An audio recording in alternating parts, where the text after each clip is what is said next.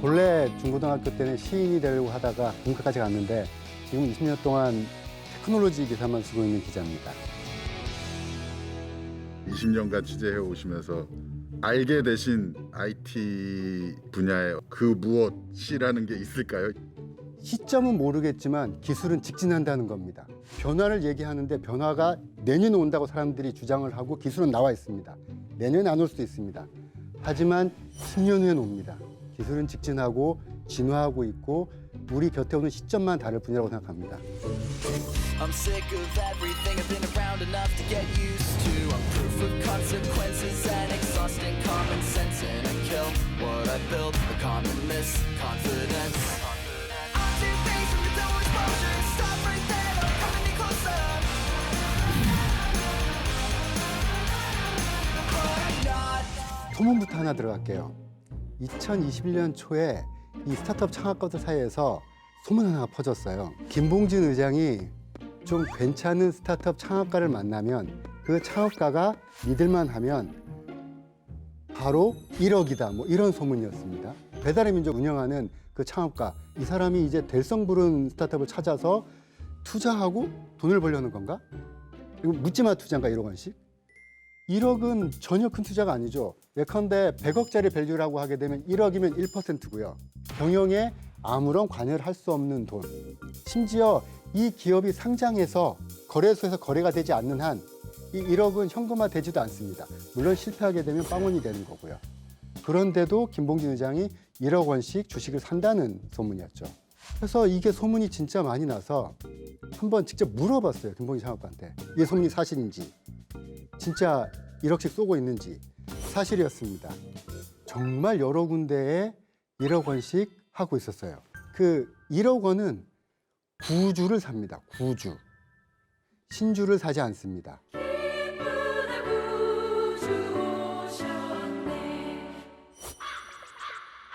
구주하고 신주부터 설명을 드릴게요. 구주는 옛날 주식입니다. 반대 개념은 신주입니다. 새로운 주식.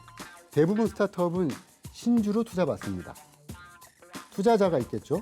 A라는 스타트업은 1만 주를 새롭게 찍어내서 투자자한테 주고요. 투자자는 이 신주를 100억 원을 주고 삽니다. 그리고 이 돈은 이 스타트업에 들어가서 연구 개발에 쓰이겠죠. 마케팅에 쓰이겠죠. 창업가한테는 이 투자금이 한 푼도 가지 않는 구조입니다. 김봉진 의장의 이야기는 이렇습니다.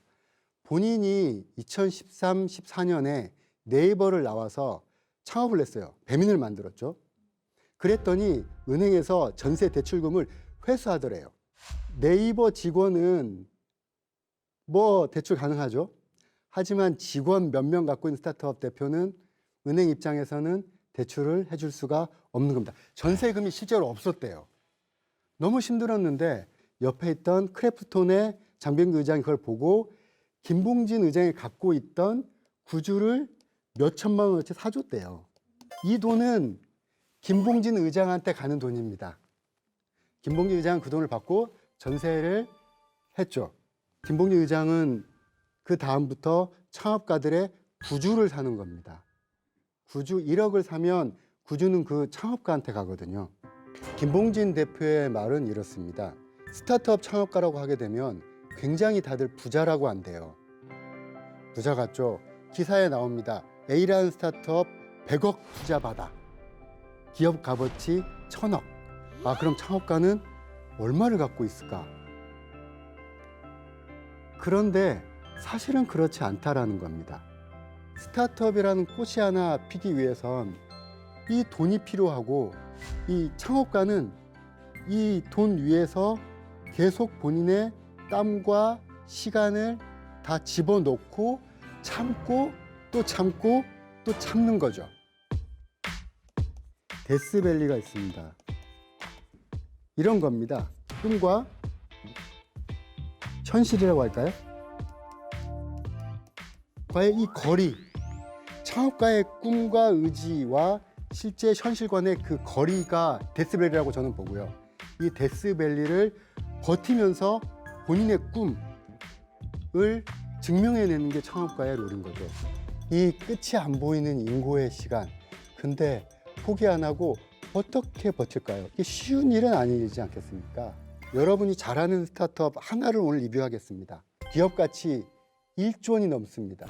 유니콘입니다. 어마어마한 곳이죠. 하지만 이 기업 창업해서 30개월 동안 매출이 빵원이었습니다. 이거를 버틴 기업, 오늘의 집입니다. 오늘의 집은 인테리어 앱입니다. 시작해서 30개월 동안 했던 일은 오늘의 집이라는 앱을 만들고 이용자들이 인테리어 후기를 올리는 거를 열심히 수집하는 공간이었거든요. 아예 돈을 받을 수 있는 구조가 안 만들어진 상태였습니다. 그리고 우리는 정말 꿈이 많은 스타트업이니까 투자를 해달라고 했는데 투자를 못 받았던 거죠. 그래서 30개월 동안 매출이 없는 상태로 버티고 간 겁니다. 그래서 물어봤어요. 이승재 대표께 어떻게 버텼어요? 우리가 젊어서 부양가족들이 창업팀이 다들 없어서 돈 들어갈 데가 없어서 이게 하나고요. 또 하나는 확신입니다. 확신. 이 인테리어 플랫폼이라는 스타트업이 될 거라는 확신이 있었다고 합니다. 우리나라 인테리어 시장이 대략 40조 원이나 됩니다. 물론 가구 이런 거 다 합친 거지만요. 그중에 인테리어에 직접적으로 왔다 갔다 하는 거를 아주 보수적으로 잡으면 20조 원입니다. 그때 확신했대요. 이 시장에서 1%, 2%만 먹을 수 있으면 2천억, 4천억, 오늘의 집 할 수 있다. 이 확신. 그래서 버틴 거죠. 사실은 확신은 이 힘든 데스밸리를 견디는 자기 그 최면, 정신승리 같은 거라고 봐요. 미래를 안다는 건 사실은 굉장히 어렵거든요. 예를 하나 드릴게요. 전 세계에서 가장 돈이 많은 사람, 1등, 2등 왔다 갔다 하시는 분. 제프 베조스, 아마존 창업가죠. 어마어마한 성공을 했기 때문에 이분한테 다들 물어본대요. 10년 뒤에는 무슨 일이, 뭐가 변해 있을까요? 예측해 주세요. 그럼 이분이 얘기한대요. 그런 걸 나한테 왜 물어보냐고. 내가 지금 알 수 있는 건 10년 뒤의 미래가 아니라 10년이 지나도 변하지 않을 거를 나는 알고 그거에 집착한다.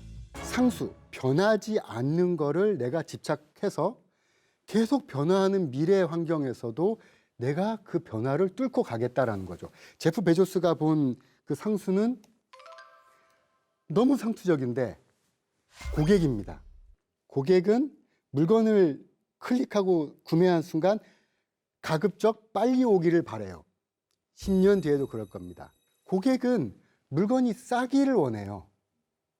10년 뒤에도 그럴 겁니다. 어느 고객이 지금 샀는데 뭐 하루 너무 빨라. 일주일 뒤에 왔으면 좋겠어. 이게 10,000원인데 12,000원쯤 됐으면 좋겠어. 이런 고객은 10년 뒤에 안 온다는 거죠. 이거 상수입니다. 그럼 이 상수라는 고객을 놓고 어떻게 할 거냐. 제프 베조스는 심지어 본인이 회의할 때 한 자리를 빈자리로 뒀대요. 이 자리 고객의 자리입니다. 자, 그 자리에 앉은 고객이 이 의사결정을 할 때 뭐라고 할지를 생각하라고 빈자리를 둔다는 겁니다. 미래를 모르기 때문에 상수에 집착하겠다. 오늘의 집, 이승재 창업가도 마찬가지 이야기를 합니다. 가장 존경하는 사람은 제프 베조스고 본인도 미래를 모르기 때문에 고객이라는 상수에 집착을 해서 이걸 끌고 가겠다라고 합니다. 이승재 대표의 시작은 이렇습니다. 인테리어가 이렇게 어려운지 처음에 몰랐대요. 다른 스타트업 창업 멤버로 들어가 있었어요. 들어가 있다가 사무실 인테리어를 하는데 본인이 손을 들었대요. 굉장히 쉬울 줄 알았대요. 그런데 막상 네이버에 가서 검색을 해봤대요. 뭐가 좋은지. 근데 원하는 정보가 없더라는 겁니다. 본인은 정말 똑똑한 줄 알았는데 본인이 지금 사무실에 소파 하나를 사야 되는데 자기 인생에서 소파를 사는 게 이게 첫 번째라는 거예요. 그리고 주변을 봤더니 대부분의 사람이 인테리어 한 번 해요. 그러면 누군가 먼저 고생해서 한 사람이 써놓은 글 어디에 올려놓고 그걸 배우고 싶은데 그 글이 없다. 그러면 내가 그걸 해보겠다. 고객들이 원하는 그러한 좋은 글을 가지고 와야 되기 때문에 고객들의 후기에 굉장히 집착을 합니다. 한 달에 한 번씩 전 직원 미팅을 하는데 이승재 대표가 모든 사람 앞에서 리뷰를 읽습니다. 오늘의 집에 대한 불평, 아, 오늘의 집 정말 좋아요. 그런데 제가 가구를 시켰는데 오늘까지 오는 줄 알았는데 안 왔어요. 안 와서 밥을 신문지 깔고 그냥 바닥에서 먹고 있어요. 가구가 빨리 와서 식탁에서 먹고 싶어요. 계속 읽습니다. 고객의 지적을 끝까지 듣고 가보겠다. 그러면은 매출 빵원 어떻게 벗어났나요? 그 창업가는 꿈이 크잖아요. 이승재 대표도 꿈이 너무 컸어요. 커서 30개월 동안 버티면서도 라면 먹으면서도 나는 판을 더 키우고 싶어. 그래서 오늘의 집에 계속 후기만 올리고 뭔가를 팔진 않겠어 라고 해서 투자자를 만났대요. 투자자들이 그 얘기를 했대요. 좋다. 그런데 인테리어를 하는 사람들이 후기를 많이 올렸는데 오늘의 집에 사람들이 모였는데 이게 돈이 될 수 있다는 거를 증명하라. 당신이 그걸 증명하지 못하는데 무엇을 믿고 우리가 당신한테 투자를 할 수 있겠는가? 라는 질문이죠. 이승재 대표는 사람이 모이면 돈은 나중에 벌린다고 얘기하다가 증명하지 않는 이상 돈을 벌 수 없다 라고 해서 시작했던 게 오늘의 집에서 가구나 이런 소품을 팔기 시작했고요. 실제로 이거는 구매하더라 이 증명이 된 거죠. 아이러니하게도 그 데스밸리라는 지점을 건너는 건 투자자들한테 투자를 받기 위해서 차선으로 택했던 거였는데 지금 오늘의 집이 성장하는 발판이 됐습니다. 많은 스타트업들이 사실은 이 데스밸리를 견디지를 못해요. 왜냐하면 이 사이에 100가지 이유가 있어요, 실패하는. 그런데 이 100가지를 전부 다 견딜 수 있는 사람만이 데스밸리를 넘어갈 수 있는 겁니다. 오늘의 한 줄 리뷰는 창업가의 답. 잘 버텨라.